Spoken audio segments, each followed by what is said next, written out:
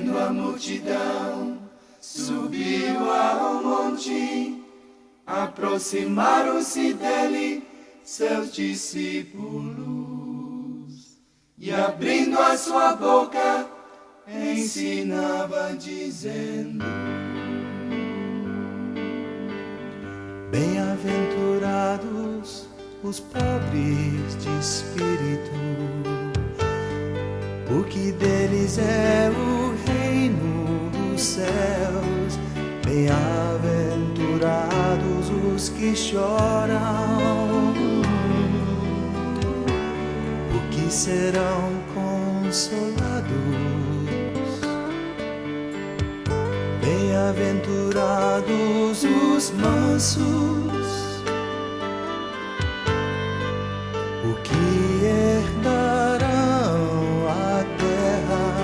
Bem-aventurados os que têm fome e sede de justiça, porque serão fartos.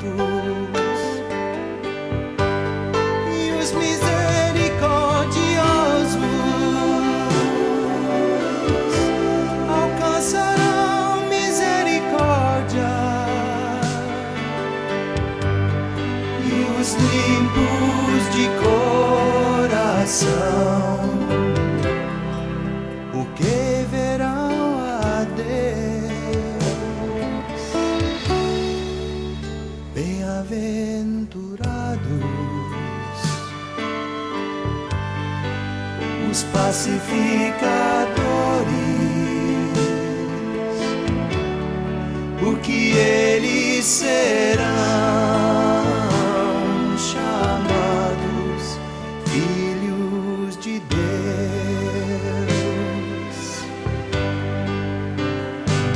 Os que sofrem perseguição por causa da justiça, porque deles é o reino dos céus.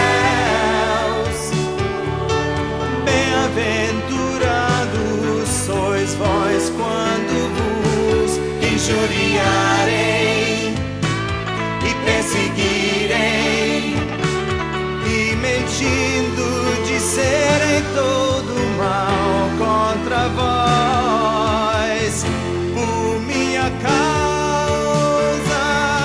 Exultai e alegrai-vos, porque grande é o vosso galardão nos céus, porque assim eles perseguiram os profetas que foram antes de vós. Bem-aventurados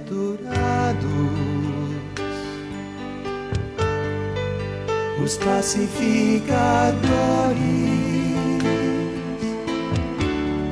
porque eles serão